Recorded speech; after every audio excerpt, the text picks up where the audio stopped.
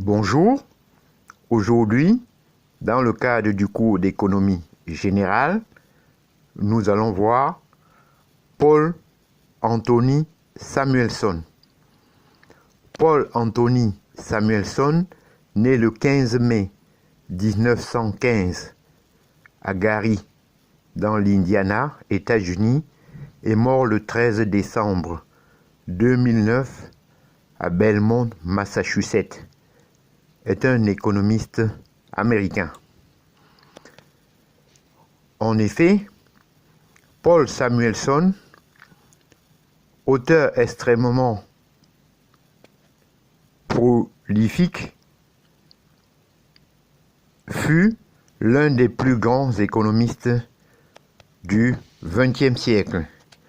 Son œuvre, couronnée en 1970 par le prix Nobel, aborde l'ensemble des domaines de l'économie, de la théorie néoclassique au commerce international qu'il révolutionne avec le modèle HOS. Né en 1915 aux États-Unis, Samuelson est diplômé de l'Université de Chicago avant de poursuivre ses études à Harvard. Avant d'obtenir son doctorat en 1941, Paul Samuelson a déjà écrit ce qui constitue son ouvrage majeur, Les fondements de l'analyse économique.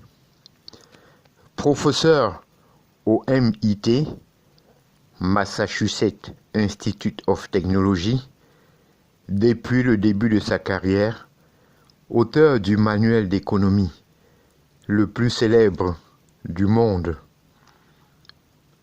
Économie, il a également contribué à de nombreux travaux pour les autorités américaines, que ce soit pour le département du Trésor, la Réserve fédérale ou pour le président John Fitzgerald Kennedy.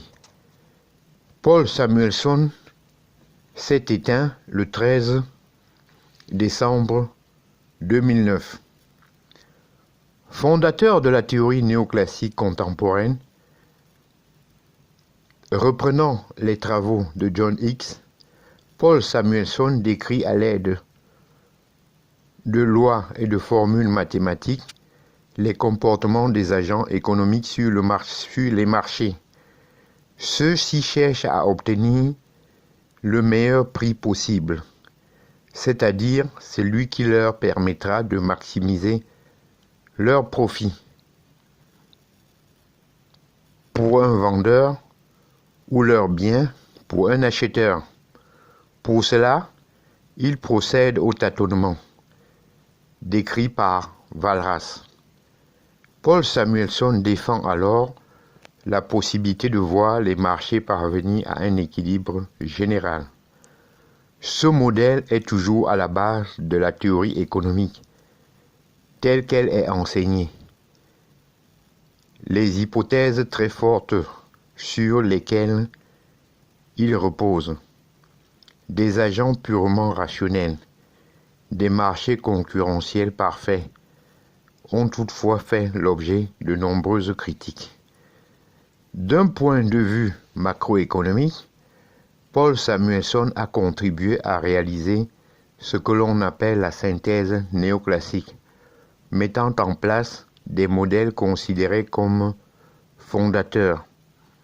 Ainsi, le modèle A génération impliqué, développé d'abord avec Maurice Allais, 1947, puis avec Peter Diamond, 1965, permet de comprendre les interactions et les transferts des ressources entre deux générations qui cohabitent en permanence.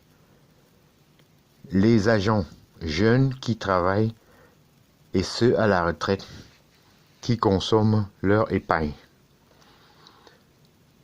Nous allons voir maintenant le modèle Heckscher-Ohlin-Samuelson, HOS. Jusqu'à la publication de l'article fondateur de Samuelson en 1941, qui reformule les intuitions d'Elie Heckscher et de Bertil Ohlin, le fonctionnement du commerce international n'était envisagé que sous l'angle de la théorie des avantages comparatifs de Ricardo. Le modèle HOS, qui reprend les initiales de ses concepteurs, explique pourquoi les économies choisissent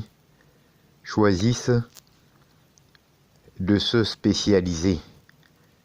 L'explication vient de leur dotation, plus ou moins importante en capital et en travail. Considérons par exemple deux pays qui tous les deux fabriquent deux biens, des vêtements et des ordinateurs par exemple.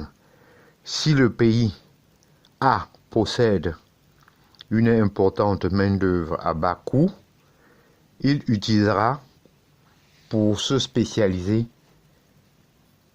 dans le textile le pays B, étant mieux doté en capital et moins en travailleurs.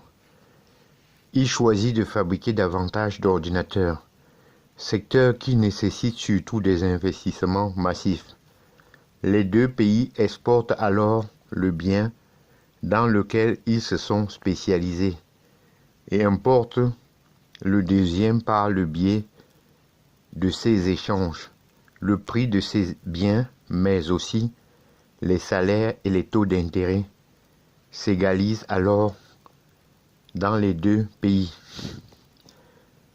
Malgré la pertinence de son approche, le modèle HOS s'est à la fois vu infirmé par les faits empiriques. Paradoxe de Leontief, qui calcule la proportion en capital et en travail des exportations américaines,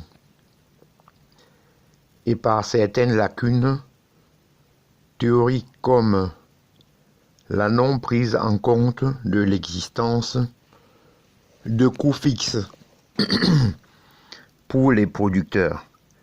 Samuelson a de plus récemment concédé que tous les pays n'avaient pas forcément intérêt à se spécialiser, contrairement à ce qu'affirme le modèle HOS. Se considérant à juste titre comme le dernier généraliste de l'économie, Paul Samuelson a fait avancer presque tous les domaines de la science économique, et son manuel économique reste une référence. Aujourd'hui, tous les néoclassiques et tous les néo-keynésiens s'appuient sur l'une ou l'autre de ces contributions. Je vous en remercie.